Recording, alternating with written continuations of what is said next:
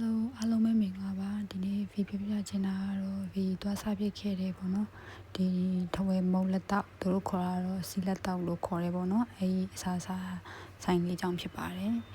ဗီသွားစားခဲ့တာကတော့ဒီရန်ကုန်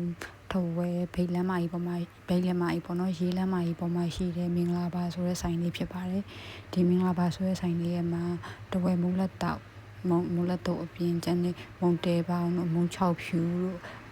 ကျုပ်ပေါင်းတော့အဲ့လိုမျိုးအစားအစာမျိုးစုံရတယ်ပေါ့နော်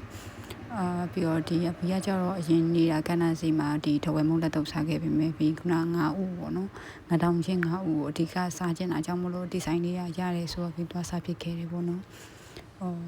ဒီထဝယ်မုံလက်တော့ရဲ့အရာသာလေးနည်းနည်းတော့ငန်နေကွာပြီးတော့ကျန်တဲ့အစားအစာတွေထက်ပြီး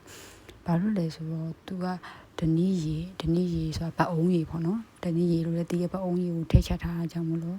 ဒီပအုံးကြီးဟာအရသာတော့ချင်းလေးဒါပေမဲ့သူတို့ထိတ်ချက်လိုက်တဲ့အခါမှာတော့အငန်တက်ဆူးတယ်ပေါ့နော်ပြီးတော့သူတို့ကပဲပင်ပေါက်တီကျက်သွန်လေးနဲ့စားကြရပေါ့နော်ကျက်စားကလေးဝေချိုလေးလည်းပါတယ်ပြီးကအဲ့လိုအငန်သိမ့်မကြိုက်တဲ့အပြင်ဒီလိုပိန်ပေါက်တွေလည်းအရင်မကြိုက်တော့ဘောနော်ဒီတော့ပဲမုတ်လက်တော့ကိုတော့အရင်တော့ favorite ဖြစ်ဘူးဒါပေမဲ့ဒီဆိုင်လေးကတော့ဗီစားဖို့သမီးဆိုင်လေးတွေမှာတော်တော်ကောင်းတဲ့ဆိုင်လေး